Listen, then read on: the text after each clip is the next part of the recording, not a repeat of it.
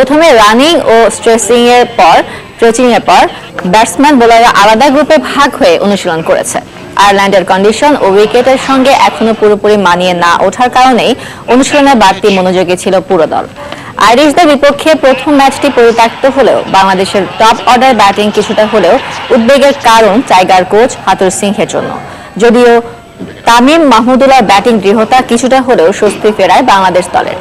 আগামী বুধবার ত্রিদেশীয় সিরিজের নিজেদের দ্বিতীয় ম্যাচে নিউজিল্যান্ডের মুখোমুখি হবে বাংলাদেশ।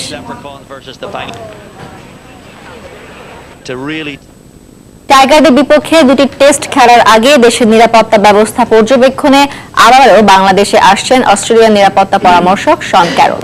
যে কোনো সিরিজের পূর্বে নিয়ম অনুযায়ী নিরাপত্তা ব্যবস্থা পর্যবেক্ষণে আসে সফররত দেশের প্রতিনিধিরা।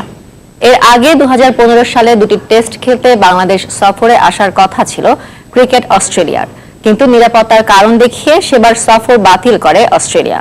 আসছে আগস্টে অনুষ্ঠিত হতে যাওয়া সেই সিরিজের নিরাপত্তা ব্যবস্থা দেখতেই 15 মে সোমবার রাত 1টায় বাংলাদেশে পৌঁছার কথা রয়েছে শন ক্যারলের। 16 ও 17 মে দুদিন ঢাকায় অবস্থান করবেন ক্যারল। এ সময় তিনি স্বরাষ্ট্রমন্ত্রী, আইজিপি, ডিজিএফআই ও র্যাবের সাথে মিটিং করার কথা রয়েছে শন ক্যারলের। সময় পেলে মিরপুর স্টেডিয়াম পরিদর্শনের কথা রয়েছে তার।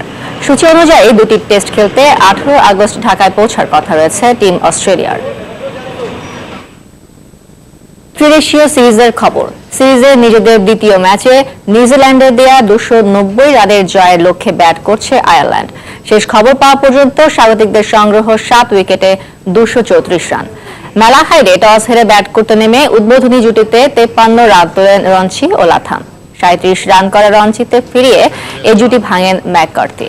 এরপর লাথামও ফিরে যান মাত্র 15 রান করে। তবে জর্জ ওয়াকারের 50, রস টেলরের 52 ও নীল ব্রুমের 79 রানে 7 উইকেট হারিয়ে 289 রানের বড় সংগ্রহ পায় নিউজিল্যান্ড। লক্ষ্য তাড়া করতে নেমে শুরুতেই ধাক্কা খায় স্বাগতিকরা। দলীয় 19 রানে পোর্টারফিল্ডকে ফিরিয়ে আইরিশ শিবিরের প্রথম ধাক্কা দেন কুম্বলিংস। এরপর আরেক ওপেনার স্টার্লিংকে ব্যক্তিগত 14 রানে ফেরান কুম্বলিংস। তবে বালবিরোধী ও নেইল ও ওব্রায়ান মিলে গড়েন 86 রানের জুটি। বালবিরোধী 36 রানে আউট হলে এক প্রান্ত ধরে খেলতে থাকেন নেইল, তুলে নেন ক্যারিয়ারের প্রথম সেঞ্চুরি। বাংলাদেশ প্রিমিয়ার লিগ ক্রিকেটের খবর। আবারও চট্টগ্রামে ফিরছে চট্টগ্রাম দলের মালিকানা। নগরবাসী ও ক্রীড়া অনুরাগীদের দাবির প্রেক্ষিতে এবারের মালিকানা নেয়ার ব্যাপারে আশাবাদী চট্টগ্রাম সিটি কর্পোরেশনের মেয়র ও বিসিবির সহসভাপতি আ.জ.ম নাসির উদ্দিন। আর এটিকে চ্যালেঞ্জ হিসেবে নিয়েছেন তিনি। এছাড়া বিসিবির ক্রিকেট অপারেশনস কমিটির চেয়ারম্যান আকরাম খানও থাকছেন তার সঙ্গে। বিস্তারিত জানাচ্ছেন পার্থপ্রতিম বিশ্বাস। বিপিএল এর প্রথম 2 আসরে চট্টগ্রাম দলের মালিকানা ছিল চট্টগ্রামের স্থানীয় ফ্র্যাঞ্চাইজিদেরই, কিন্তু তৃতীয় আসরে গিয়ে মালিকানা নিয়ে নেয় নোয়াখালীর ব্যবসায়ী প্রতিষ্ঠান ডিবিএল গ্রুপ। মালিকানা নিলেও চট্টগ্রামবাসীর প্রত্যাশা পূরণে অনেকটাই ব্যর্থ হন তারা।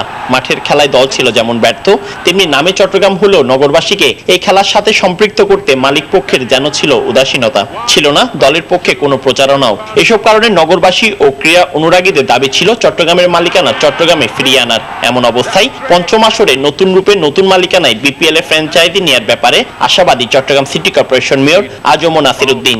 আর এটিকে চ্যালেঞ্জ হিসেবে দেখছেন তিনি। চট্টগ্রামবাসীর একটা প্রত্যাশা হলো যে যারা ওই চট্টগ্রামে দীর্ঘদিন বসবাস করেন তারা যাতে চট্টগ্রাম যে ফ্র্যাঞ্চাইজি যেটা আছে বিপিএল এর ফ্র্যাঞ্চাইজিটা তারাই হোক আর কি, ওই ধরনের। আর যেহেতু আমি স্পোর্টসের সাথে প্রত্যক্ষভাবে জড়িত আছি, আমার কাছে এই প্রত্যাশাটা করেন আমি আর আকরাম খান যৌথভাবে, এবং এইখানে আরও আমাদের যারা ক্রিকেট নিয়ে কাজ করার আগ্রহী আমরা সবাইকে সম্পৃক্ত করবো আর কি। সম্পৃক্ত করে ইনশাল্লাহ প্রত্যাশাটা পূরণ করবো। এটা আমি চ্যালেঞ্জ